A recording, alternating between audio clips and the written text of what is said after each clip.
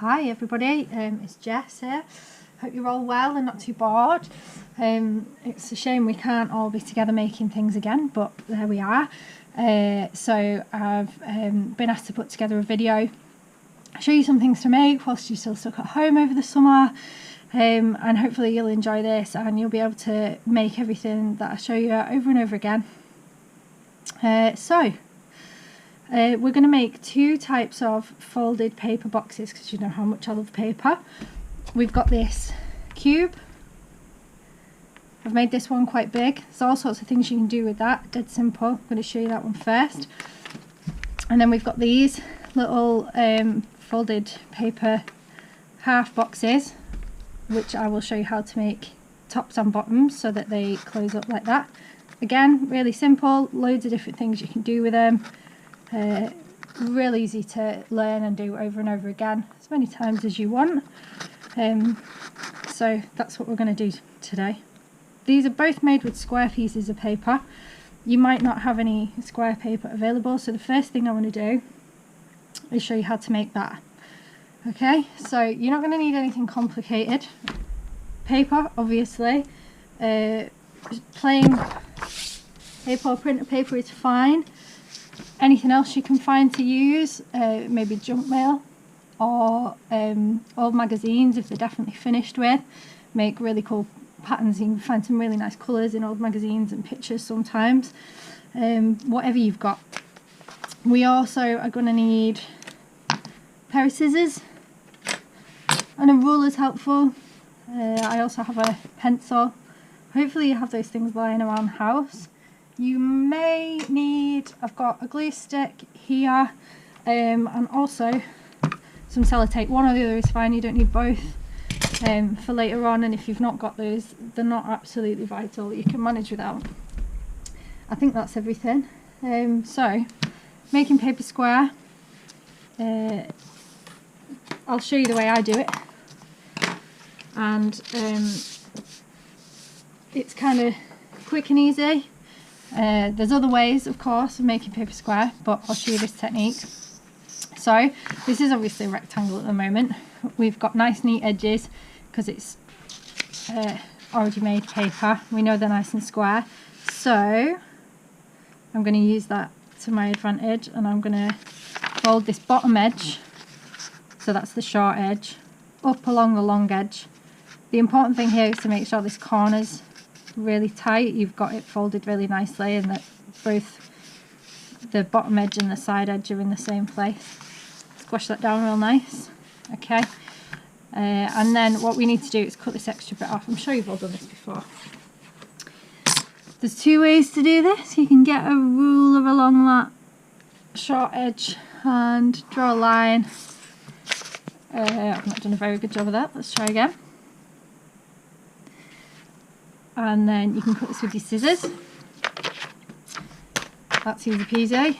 You can also, if you've got a ruler, mine's metal but it doesn't have to be, you've got to press nice and hard to do this. You can also tear it if you've not got any scissors around. You can do this with any size piece of paper, but I've got normal printed paper here. And then you've got a square. You know it's square because these two triangles are the same. However, you've got a crease down the middle. Sometimes this doesn't matter. Some folded paper projects, you fold it in half first anyway. These ones you don't, so we don't want that in the middle this time. It doesn't matter if you want to leave it there, it's not going to cause any problems, but we don't need it. So the best thing to do is to use it as a template. Keep that first one you've made, and then you can do this over and over again, maybe write template on it, so you don't accidentally use it. And we're going to do the same again. So I'm going to put my ruler along that line, and I'm going to tear it or cut it, and then I've got a piece of paper that's square with no creases in. Easy peasy. Yeah, so for this first cube, that's what we've got. Flatten all the sides. You could turn it into a dice for a game. You could keep things in it, you could put photos on it or do drawings on the outside, loads of different things you can do with this. I think they're real cool to look at. I just have them knocking around my house. You need 6 squares of paper for this to start with. Yeah, so let's make one of these, shall we? I'm using origami paper that I've already got. It's nice bright colours. I already have it, so that's easy. What should we go for first? Loads of different colours to choose from. Let's do orange, nice sunny bright one. There's 2 ways to make these. So this is what we call modular origami, and what that means is that it's made of parts. So the parts are all the same, so we're going to make 6 of these parts. That's why you need 6 pieces of paper. And I'm going to show you how to make each part, and then you'll do it 6 times. I'm going to show you 2 different ways to do it. There's the easy way, which is fine, it works perfectly well. The only problem with it is that you get creases down the middle. I don't know if you can see on that one. It's got a sort of cross of creases, which is fine, it doesn't get in the way of anything, but if you want it a little bit neater, I'll show you another way as well. So this is the easy way. So we're going to fold our paper in half. The important thing here is making sure the corners meet. If you can try and be as neat as possible, you'll get a nice cube at the end. So I like to squash it in the middle and then push out to either edge. And then we're going to open it up again. Do the same again. Fold it in half so we've got that cross in the middle. That cross is useful for the next bit. So my corners are meeting, squash it in the middle. There we go. And open it back up again. And then what we're going to do is we're going to take one of the edges, doesn't matter which, because this is a square, and we're going to make it meet that line in the middle. You can fold it up if you want to double check you're not going over it. And this bit in the middle should also meet that bit in the middle, and all of the edges should be in the same place, no top bit pushing over the bottom or anything like that. Okay, I'm going to spin this round, do the same again on the other side. So you're just making the edge meet the middle as neatly as you can. There we go, easy peasy. And the next step is to bring the bottom edge, so or the top, doesn't matter.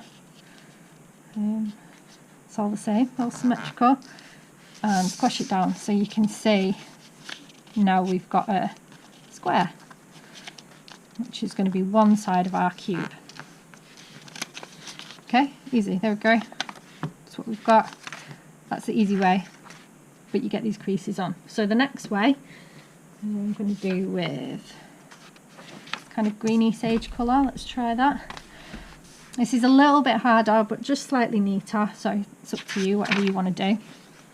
So we're making our corners meet again, folding it in half.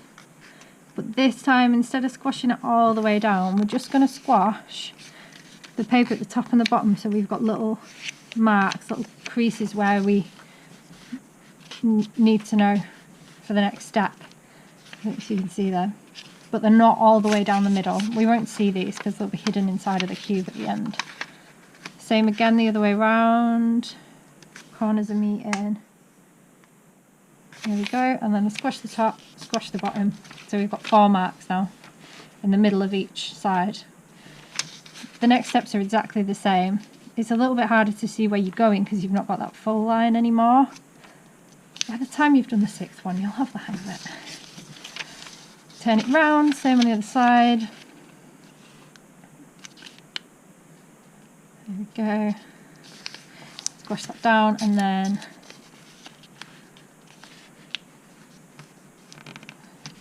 both edges to the middle again. So you've got that square shape.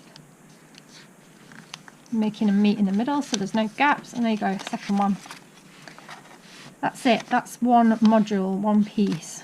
Once you've got 6 of those, you need to put them all together. So I'm going to use 6 I've already made. 1, 2, 3, 4, 5, 6. You'll soon know if you've not got 6 because you'll run out. I'm going to show you how to do it without any tape or glue first. It's the proper origami way to do it. You don't have to do it like this. It just means you can take it apart, put it back together, mix and match the colours. Open it up so you can put things inside of it. And then I'll show you again holding it with tape. So if you struggle with this first way, doing it without the glue, that's fine. There's another way. We hold it together with a little bit of tape, and you can do that too. So start with the blue one. I find it easiest to do this flat on the table, but you'll find however you like to do it. And then my second one, I'm going to wrap round. So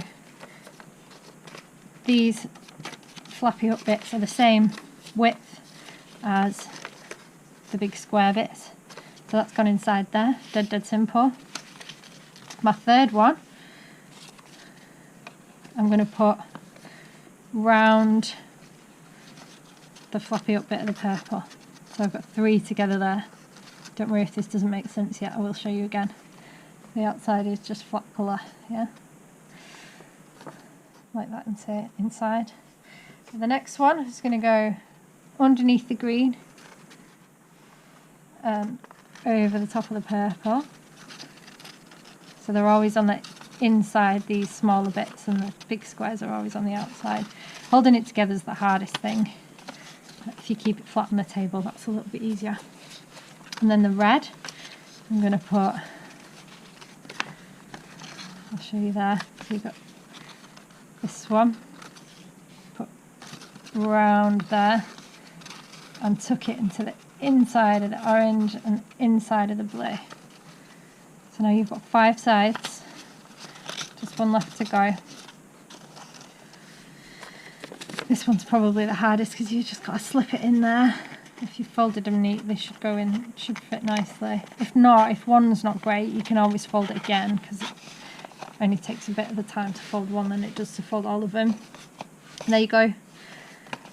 Cube all together, 6 different sides. All sorts of things you can do with it. Right, let me show you the way with the tape, which is a little bit easier to assemble, but like I say, it's harder then, you can't really take it apart again if that's what you want to do. So there's my 6 pieces. I've got my sellotape, and I'm going to start with the blue again. And I'm going to put the rectangular bit in the square bit, the flappy bit in the square bit again, and this time I'm going to tape it together. Make sure they're in the right place. I don't know if you can see that, but I've taped the yellow to the blue so that they're nice and flat. If you do this on the table again, then you're not going to put it in the wrong place. You're less likely to put it in the wrong place. And that's standing like that, okay? That's dead easy. And then we can do, let's do it a different way this time. Let's do the one on the other side next. So I'm going to put the blue inside the orange, make sure it's in the right place. I'm just going to stand it up so that it doesn't overlap. There we go. No, there we go. That's better. And I've taped that together there. So they're all secure now and you don't have to hold them together. Next one is going to go underneath there, over there, and I've got 2 bits going over this red, so let me do one first. There we go, so that's nice and secure if you can see that, and then I'm going to do yellow one, so that's nice and secure. I'm going to show you where I'm up to. Probably doesn't make a huge amount of sense from the inside because there's lots going on, but on the outside you've got your nice flat squares. Got 2 left to go. The last one you obviously can't tape down because it's on the inside and the cube's all closed and you can't get to it, but we can do this second to last one like that, and then tuck in the purple inside there. There we go. I don't know if you can see that, and we've got 2 more bits we can tape down if we want, but it's getting more secure now, so you don't have to tape all of them. Just take the first one if that makes it easier for you, and leave the rest. But I'm going to tape all of them this time, and then it's nice and strong and secure, and if you want to use it for something it's not going to fall apart. So last one, that's where we're up to. And then this green one is going in the top there.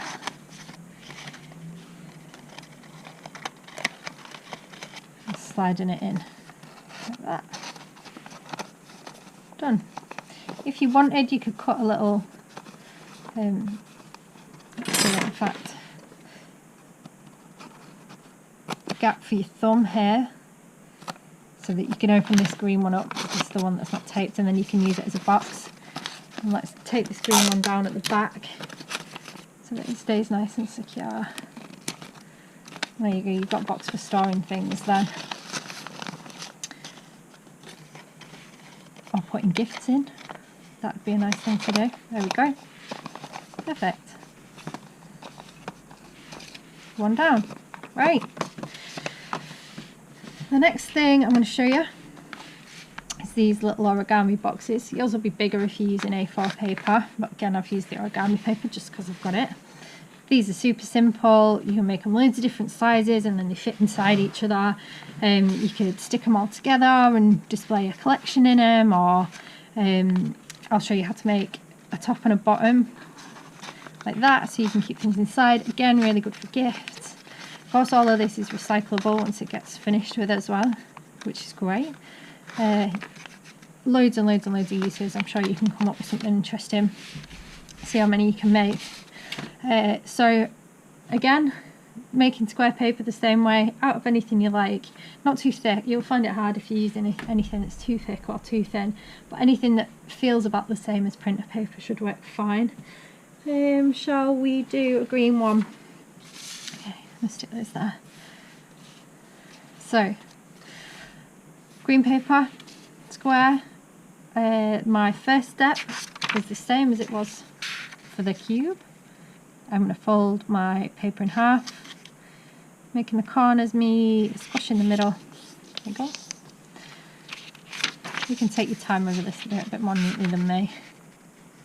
I've opened it up and I'm going to do the same again the other side, so exactly the same as the last thing we did. There we go, and I'll squash it down nice sharp lines. So your next job, I'm holding it in a diamond shape because we're using the points this time. I'm going to pick one of the points up and I'm going to make it meet the creases in the middle, so you can see where the very middle is, and you've got these lines to show you where these edges should go, just like that. And then I'm going to do it with all four corners, and I should end with a square again, neatly as you can with no gaps. There we go. Might take a bit of practice, but you can do this over and over. There we go. There's my square. The next thing I'm going to do is take one of the edges, fold it into the middle. So it wants to meet where those corners all cross. And you can double check that your edges are straight. You shouldn't be able to see the bit underneath. There we go. Nice and sharp. Crease on the outside. Same again. You can see these two boxes are pretty similar. They've got lots of things in common in how you make them, which is nice. And I've opened it back up again, and I'm going to do the same with the two sides I haven't done yet. There we go. I'll turn it round, make it meet in the middle. Awesome, and I open it back up again. So what we've got now is a square with the four corners meeting in the middle, and you've got little squares in the corner there and nice even rectangles on the outside. So you can see it's kind of starting to look like a box. If you put these edges up, you've got a box, but you've also got this triangular bit sticking out in the way in the middle. We're going to use that to keep the box together. So you can see there. How we're going to do that is we're going to open one side at a time back up. So I've got the top edge here, top for me, bottom for you. And these square bits in the corner I'm going to turn sort of inside out so that the outsides of the box are all you can see, and it's nice and neat and square. Yeah, does that make sense? And same on the other side. So all I've done is fold that triangle inside again, and then the next step is to take your top corner, fold it over all of those sticky out triangles, and it should hold itself in place. It doesn't always, it depends on the paper you're using. If you find it's coming loose a little bit, then just stick a little bit of, I don't do it just to show you, stick a little bit of glue stick or any glue, as long as it's not super wet, because you'll get the paper soggy. There we go, just press that down for a minute, and then it's definitely not going anywhere. But you don't need to do that, they should stay together, but they don't always, as I say. And then I've turned it round, I've opened up the other side. Let me show you that again. Turned it round, open that up, and then these triangles are getting folded inwards. It makes like a pocket, and squashed up, and then all of this goes over the top. Press it down nice and firmly. There you go, that's all there is to it. If you want to make a bottom, so whatever size paper you've got, you make it out of that, this would become the top. To make a bottom that fits inside, you need to make the same size square slightly smaller.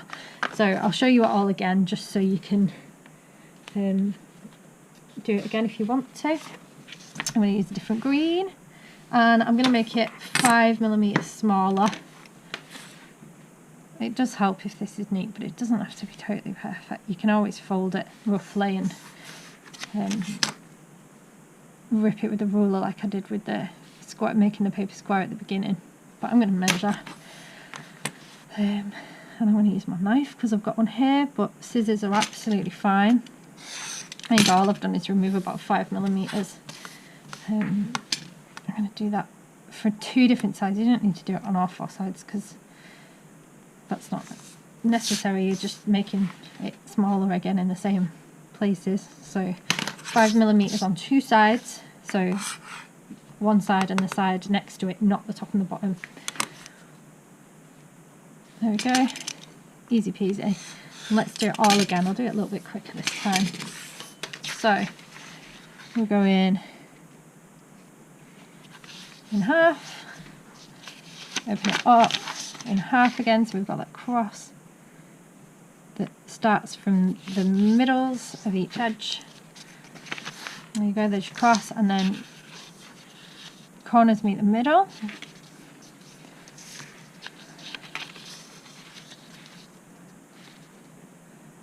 There we go, so we're making another square.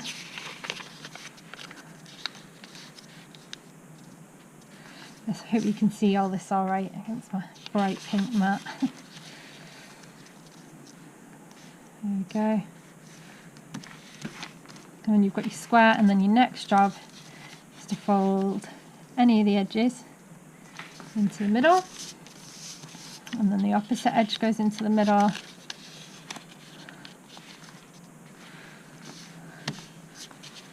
Open it up. Same again with the other 2 sides. There we go, making sure it's nice and square.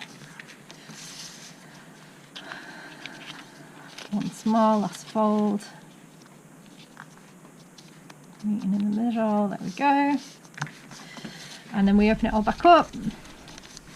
Open up any one of the sides, doesn't matter which. Fold your triangles in. And then your edge comes all the way over all that, encloses it all in, keeps it nice and secure. Last one. There we go, and that should, what did we do last time, the green one, let's pull that one out. There we go, that should fit inside the first one we've made. So you, remember, it was we started with the same size square, you removed about 5mm from 2 of the sides from the top and an edge, not opposite sides. There you go, it fits perfectly. And if you want, you can cut out some spaces for your thumb so it's a bit easier to open. I'm just cutting little triangles. You can do neat little circles if you want, or any shape on opposite sides. There we go. You can measure this as well. I'm not a measurer. There we go. Just doing it by eye. And then you've got an easy way to open it back up. As I say, glue them if you want to, makes them a bit more secure. See, that one's coming out, but you don't need to. All you need is the paper. So there you go. 2 different types of origami boxes. I hope you've been able to make them as we've been going along, and that you'll make them again. Lots and lots of times. I'd love to see some pictures. It'd be ace if you could show us what you've done and let me know what you thought. If you thought it was really easy or really fun, that would be amazing. Hopefully I'll see you all again really soon. Thanks very much.